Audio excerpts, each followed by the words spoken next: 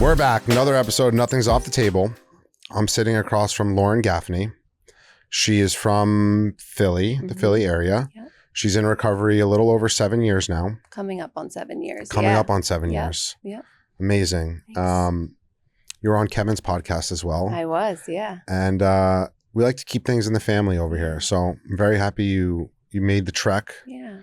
And honored to have you here today. Thank you for having me. Appreciate it. Yeah. You ready? I'm ready. Ready as I'll ever be. Tell us about your last day drinking and drugging. Well, for me, it was such a normal day because I had no idea what was about to happen next. I ran in Kensington in Philly. I was living at my parents' house at the time, so I would take a very long bus ride to and from Philly every day because what drug addict has a license, right? So I was taking that trip every day, and I was an isolated user, especially towards the end of my runs. I didn't really like being around people because you were just going to ruin everything for me, and I was selfish and wanted it all to myself. So I went down there like any other day, came home. I was up all night using. I was a heroin and crack user at the time, and I went to sleep so I had warrants out for my arrest at this point. I don't know how to not get arrested when I'm using. Those are always my consequences. And I was like running from those charges at this time. And so I went to sleep at about 2 o'clock in the morning. And at 6 o'clock in the morning, the sheriffs were knocking on my door to come and pick me up. And that was the last day that I ever got high. They were knocking at your parents' door. Yeah. Yeah, so my brother must have let them in the house. And then they came up to my bedroom and knocked on that door very loudly. Were they nice to you at least? I wouldn't say that they were mean. I think they were a little in shock. I was living in a bedroom of filth. My run was really, really bad. And there was just like trash everywhere and paraphernalia everywhere, and it was dirty and I was dirty, and I didn't look very good. I don't think that they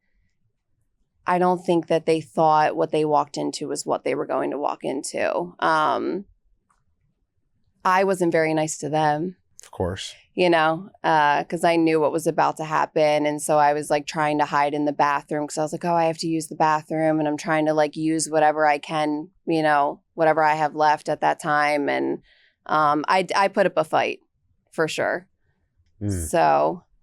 Do you mind me asking you what you had warrants out for? This time around, it was a 3rd and 4th DUI. And I had stolen money off of my mom's credit card.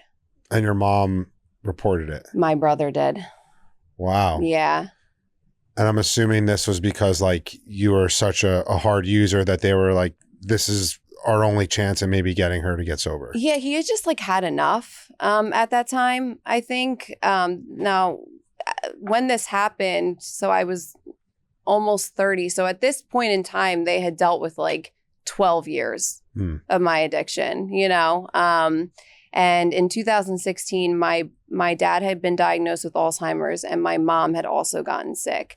So my brother took over as like power of attorney. So he was kind of like in charge of things at that point. And he's an angel of a human. He's like the best guy that I know.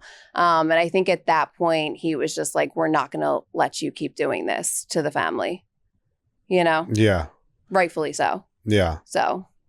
Tell me about where it all started, how it all began.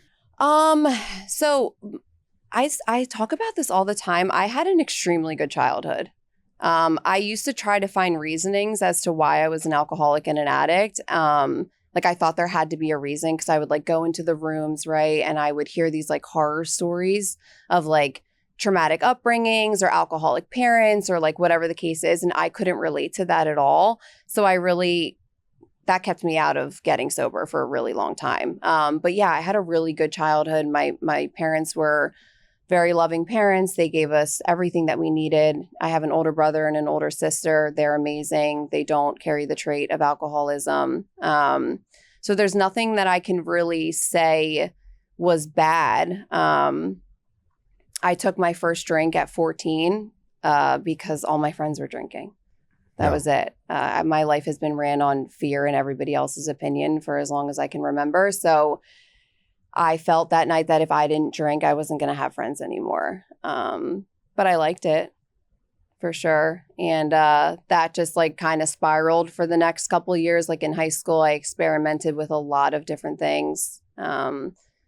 Back then, or like looking back, I can kind of see that there was addictive tendencies, but I wouldn't have saw that then. And when I was 18, I had an ex-boyfriend of mine attempt suicide in front of my face. He stabbed himself multiple times. And luckily survived, but he got prescribed Percocets. And, you know, when you're kind of wrapped up in like a trauma bond with somebody, it was very hard to let go of. So I started doing those with him. And that's like where everything really started.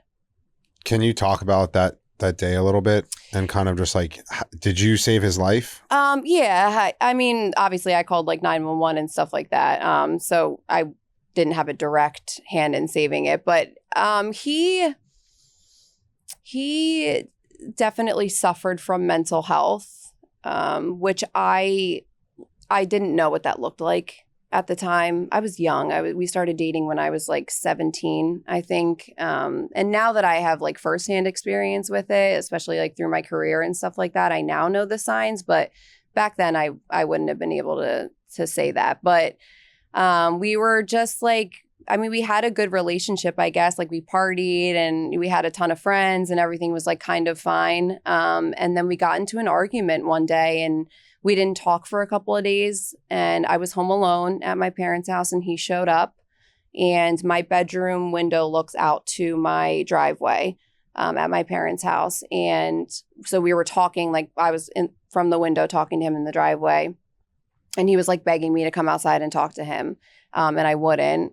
And it happened so fast. He was like, all right, if you're not going to come out and talk to me, I'm going to kill myself. And just like took out a knife and stabbed himself multiple times. So I like ran to my phone and called 911 and I ran downstairs and he had attempted to leave in his car, but he hurt himself so bad that he couldn't drive. And then he like was hiding in the woods in the back and there's like blood everywhere. The best way I can describe it is like my life was one way that morning and by nighttime it was completely different. Yeah. Yeah. It's very traumatic to witness for any age, obviously, but I think 18, 17 years old is a different level. Yeah. Yeah. It was hard. Yeah. But I also like acted like it didn't happen and that wasn't healthy for me either. No. Yeah. I kind of just like numbed it out and never really talked about it for a few years. So. Very interesting how you guys got hooked on Percocets after that. Mm-hmm. Tell me about the journey into the opiate addiction because I'm an opiate user myself. Okay. So yeah. I understand it. Yeah, we were doing those for not really that long of time. And then it turned to oxys. They were really popular back then. I'm sure you know. So we were doing those for a while, probably about 2 years. And like when you start doing other things, you start meeting other people and then you meet this dealer and then that person and these friends. And it kind of just like spiraled from there. But at that point, like in my head, had my life together. Still, like no one really knew what was going on. I still had a job. I still had my car, like that kind of stuff, like all the materialistic things. And then oxys, they turned them into the pills that you couldn't crush up and smoke anymore. So at one point, him and I were like off and on dating. And at this point, we were off and I couldn't find oxys and I was withdrawing really bad. So I called him. And at that point, he had already started using heroin, I guess. So he told me he had something he could make me feel better.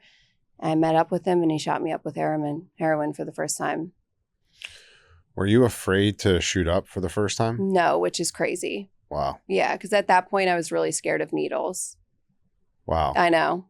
I think I was so desperate to feel better. What does an opiate withdrawal feel like for people who don't know? Quick moment before we get back to the episode. If you or someone you love is struggling with addiction, I want to tell you about Right Choice Recovery in New Jersey. Recovery changed my life, and I know how important it is to have the right people around you when you decide to ask for help. Whether you're struggling with gambling or substance abuse, Right Choice Recovery has you covered. What I love about Right Choice Recovery is the compassion. No judgment, no shame, just real people trying to help others get their lives back. The information is in the description below. Don't wait to make the call. Horrible. It's like the flu times 25. Yeah. I could never make it through. ever. Like just the chills and your body hurts and I'm throwing up and like you can't sleep and then you're hot and then you're cold. It was just, I never made it through all the way. Never. I would maybe make it like a few days and then be like, yeah, I'm not doing this anymore. Yeah. Yeah. After he shot you up for the first time, did that start the never-ending cycle? Yeah, It obviously did, but yeah, the insanity cycle started at that point. Yeah. I think 6 months later, I got arrested for my first time, and that's what like led me into the system. I couldn't, and then I got like arrested again. And then again, I got put on probation, and then that started with my journey of being in and out of jail because I couldn't stay sober. Like every time I would go in, it was just a direct result of me not being able to stay sober. So yeah, it was just an insanity cycle. And like everybody wanted Lauren to get sober. I did not want to get sober. In and out of treatments, I would never stay. Really? Never. No, I would maybe last like 2 weeks and then I would leave. So it was just, the reality was back then is I just didn't want to get sober. Yeah. Like I liked it back then. You know. Tell me about maybe some instances in your using and active addiction where there were consequences that were very clear of like, oh, this, I should probably stop. Yeah. And you went the other way. I mean, definitely the jail stays for me. Like I think back to one of the, I had probably gone already maybe twice at that point. And one of the times that I was in there, my sister did not want to come and visit me. There. It was very traumatic for her, but she decided to come anyway. And I like come out in our little red jumpsuits. You got to go up. It's behind glass. And like I come out and she just starts like bursting into tears, you know, because of like the way that I looked and having to talk to me on a phone through glass. Like I was hurting people and couldn't see it. I was hospitalized multiple times, but twice I almost lost my left arm due to a blood infection. I almost lost my left foot due to cellulitis. Still didn't stop. Yeah, there was like there was a lot of eye-opening experiences that you thought would be the end all be all, and it just wasn't. I just kept going. I asked some people, I'm going to ask you this. I feel like you have a very clear understanding now. What was the worst day in addiction for you? Oh, that's a tough one. I would say this last run, I had a little bit of time before it. I stayed sober for almost 2 years and I went back out. Wow. Yeah. And I went back out and I vividly remember one of the nights sitting in my bedroom by myself in the dark, wondering how I let this happen again. Because at that point, I had lost all hope for myself. Like I just never thought that I would ever achieve long-term sobriety again. And I think that would probably be the day that I think of as my worst. Like I just never, like I was just waiting for it to kill me at that point. Yeah. How'd you get 2 years sober? So it was in 2016. My probation officer put me in jail again because what else was she supposed to do at that point? And she was offering me a very lengthy sentence that I, of course, at the time did not want to take. So I opted to take what they call Bucks County Drug Court. And for anyone who's like not familiar with that, it's really intense. You get random drug tested all week long. You have to check in at court with a judge. You have curfew. They come and check on you all the time. Like you can't get away with anything. Like you can't use on there and get away with it at all. So I chose to take that program. And that's how I accumulated the time. When you were going in and out of prison, how long were you going in for? So when I went into counties, like it was, the first was like 60, then it was 90, then it was 6 months, then it was 7 months. I think my longest in county was 9. And then I ended up on this last run in prison for a year. Wow. Yeah.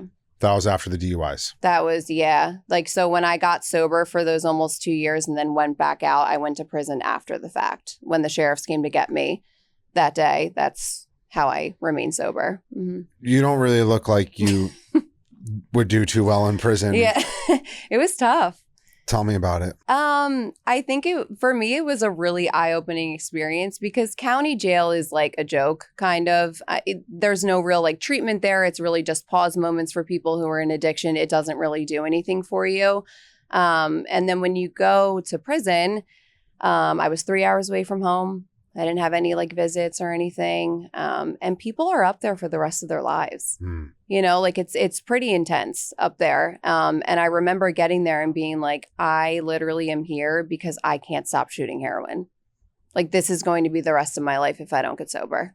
Wow. Yeah. What was the last one when you did a year? What was that experience like for you? Yeah, it was that, I mean, I will say they keep you busy up there. You know, like you either are in a program or you have to work. So that's good. Like in county and stuff like that, that's not really the case. So I was in what they call a TC program. It's therapeutic community. So it is for people that have like drug charges or like, you know, addict charges, things like that. Which it's not, the program isn't really made for recovery purposes, but I will say I learned a lot about myself. Yeah. And I think that although it wasn't like part of my recovery journey, I think it did really help me upon returning home. Did you stay sober in prison? Yeah. Yep. So most men that I know who've been to prison are like, yeah, like it's gladiator school. It's kind of like fight for your life type situation. Is it the same for women? Yes and no. I mean, you saw some fights and stuff like that, but I think the men's are a lot more intense. Yeah. Yeah. I am curious what changed for you when you got out of prison this time that you've been able to keep your sobriety?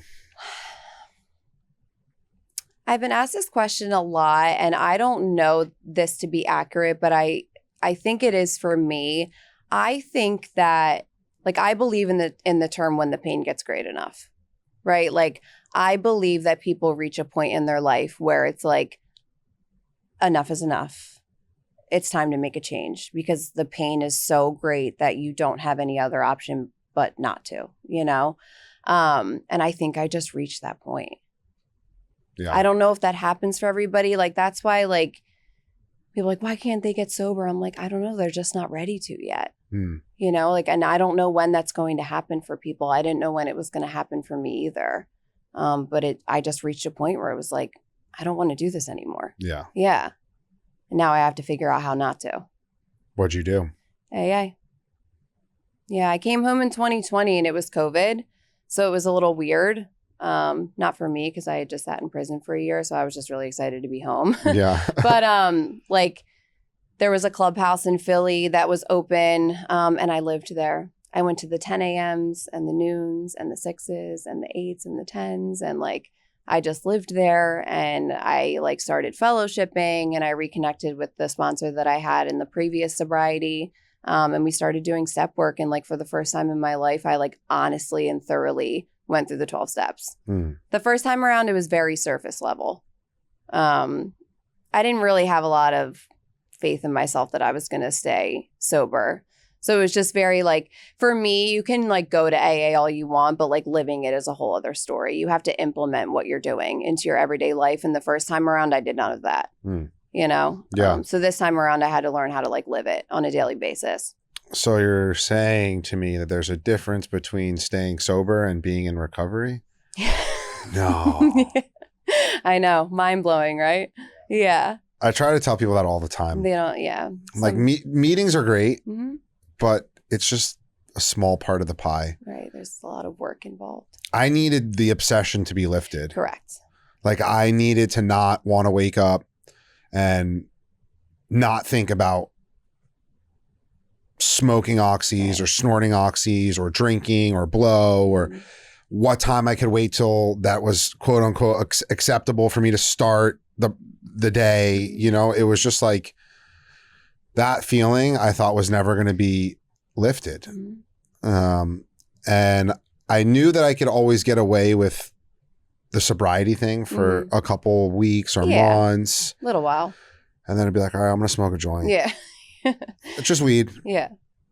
And then a week later, I'm like, I'm not really sober. I might as well have a drink. Mm-hmm. And then the alcohol touches my lips. And I'm like, where's the dealer? Yeah, we can justify it very easily. Yeah. Yeah. I also had this like misconception coming in that like, okay, AA is just to stop using, which that's true, but like it also teaches you how to be a better human. Like I didn't know that any of that happened there. Like I never understood that. You know what I mean? Until I actually decided to like fully jump in and do it. What was the best part of your 12-step experience when when you came back? For my experience, I would say finally finding the presence of God. But in terms of like, I don't know how to put this, like sponsoring other people was by far the best thing that I've ever experienced in this, for sure. Yeah. Yeah. Like taking my first sponsee through the 12 steps and like watching them transform their lives. Like I can think of the first person I took through and she's doing beautiful and she has like a beautiful baby and like she's living this life. And like I've had a first row seat the entire time because she put in the work. Yeah. Yeah. It's incredible. Yeah. They say the best thing about the program is watching people come in and change. Yep. And I think I didn't really understand that because I was always so selfish and just wanted to feel good. Yeah. And then I've stuck around a little bit and now I get to see it. I'm like, whoa, that's cool. That guy, it's beautiful. I'm like, that guy he was fucked up. Yeah. Now look at them, Yeah. I know it's incredible to watch. Yeah. Yeah. I'd love to hear about what your last almost 7 years has looked like for you. Would love to really hear about your relationship with your brother and what that looks like today. It's so hard to like put into words what the last, so much has gone on. I think it's also really important to touch on the fact that like life hasn't always been good. Like it hasn't always been perfect. They don't like promise you that nothing bad is ever going to happen once you get sober. That's not a promise. What's promised to you is that you can get through anything sober, right? And that's been my experience. Like the more things that I've gone through and the more things that I've stayed sober through has given me more confidence to be able to continue to do so. I think of like when my dad, he ended up passing away in December of 2020. And that was one thing that I was like, I'll never get through that sober. Like, I think it truly kind of kept me from getting sober for a while because I was like, what's the point? Because I knew that eventually the Alzheimer's was probably going to end his life. And so it was like, well, what's the point in getting sober? But I did anyway. Well, I was kind of forced through law enforcement. But and then when he did, I stayed sober through it. And I lived in like a sober living at the time and the girls didn't leave me alone and AA didn't leave me alone and my phone didn't stop and people dropped off food and like people really carried me through that, And when it comes to my family, like they're all my best friends. Like they were never completely out of my life. My parents definitely enabled me for a lot of years, and they never completely cut me off, but I wasn't trustworthy. They didn't really like want me to show up probably to a lot of functions, knowing that what I was going to be like. And it's the exact opposite now. Like my mom even texted me today of like, hi, how are you? And like I show up for things. Yeah. And my relationship with my brother is so much better now. Yeah. He's probably really proud of you. I think so. Yeah. Yeah, I think so. I mean, look at you. You're on a podcast talking about your sobriety. It's crazy, isn't it? I know. Have you ever like spoken to your old probation officer or any of the officers, sheriffs that arrested you and were like, hey, like I'm sober now? And I'm so glad you asked me this. Yeah. So I was like not nice to like I said, to the sheriffs at all. And it was a few years into my sobriety. So it's probably like I don't even know, maybe my year 3 or 4, I think year 3, I was like, all right, it's time to like try to make amends, So I had called over to like the clerk of courts and a lot of the sheriffs that had been there that day, because there was many of them, no longer worked for them. But the sweet lady on the phone was able to find me one of the guys and she was like, I can get you like his email because they're only there during the week, and it would have been like a lot to try to go up there or whatever. So she gave me his email, and I wrote him like a really nice email, like just like thanking him and like letting him know what my life was like today, fully expecting him to like not remember me at all. And the email he wrote back was so nice. He was like, I do remember you. Like, I remember how bad that day was. Like, I'm so happy to hear that you're doing well. And it was just like a really nice experience because like I never thought that I would make an amends to a cop. Yeah. Do you know what I mean? And it was just really nice. And he he was just doing his job that day. But the reality is like he saved my life. I've been sober ever since. You know, so probation officers, no, but them I did. Yeah. Yeah. I feel, you know, cops have a tough job. Yeah. But they're also humans. And a lot of cops also have children who, like, no one's immune to alcoholism. Like, it doesn't discriminate. There are cops who go to treatment. There are children of cops who go to treatment. And, you know, I've had my experience with the police. I have not gone to county. I've not gone to prison.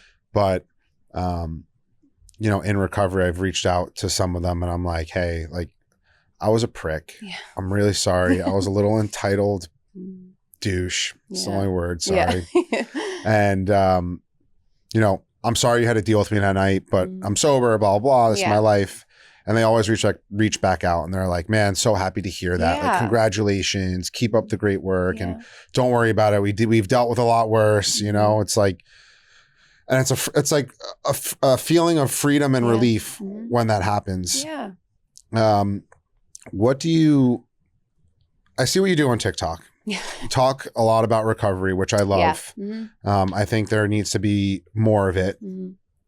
What do you do now in recovery? Like just in life in general? Yeah. So I'm still very involved in AA.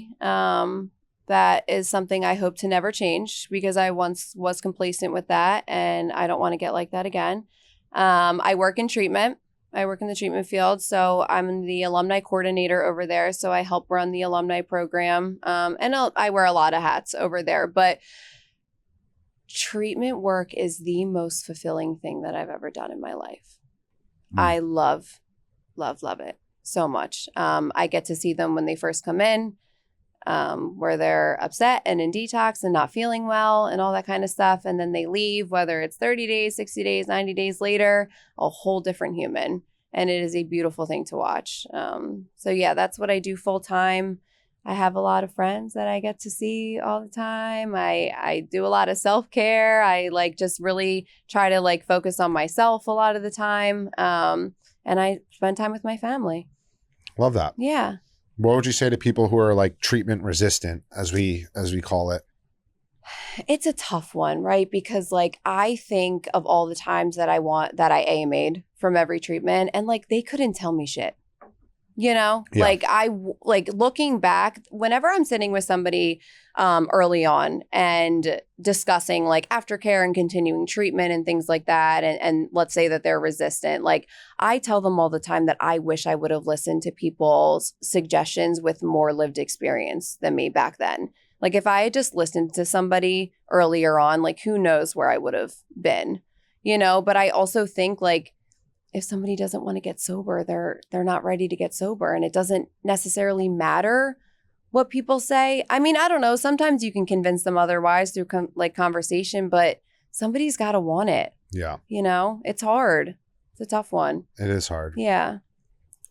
I've been through so many treatment centers, so many stints of sobriety. And I think one of the worst feelings and most difficult things is trying to get sober because other people around you are trying to make you get sober. Right. Like that's worse to me. Living in that is worse to me than getting loaded. I know that sounds twisted and fucked up, but going to an AA meeting and sitting there being like, I'm here for the courts. I'm here for my mom. I'm here for my dad or whatever. It's torture. Yeah. I'm like, let me just get this shit over with. Let's burn it down and try again. Yeah. You know? You're not willing to like really listen to what's going on. You have to have like a little bit of willingness to even want to be there. You know what I mean? Yeah. For you to really be able to like retain any of the information that's being said. Yeah. Yeah. So it's hard. What is your best piece of advice for somebody who is still sick and suffering to get sober right now? Yeah. I mean, it's going to sound so cliche, but the reality is like everything is going to be okay. Like I lived in such fear of what sobriety was going to be like and that I was never going to make it through life. I couldn't fathom life without a drink or a drug, you know? But the reality is no matter what, it's going to be okay, you know? And I think that people have to just not give up on themselves. Yeah. I think it's a very easy thing to do to kind of lose a lot of hope. But we're better than our addictions and we can make it out on the other side and it will be okay. And you can live a life beyond your wildest dreams. Amen. Yeah. Love that. Thanks. Thank you so much for coming today. Thank you for having me. Appreciate it. Yeah. Are you hungry? Yeah. Okay. We're going to get you some food. She's coming to Fresco after this. Thank you all for watching. In the description of this episode, I'm going to attach links to your socials. Sure. Instagram, TikTok. Cool. And if you're struggling, reach out. It's either me, Lauren,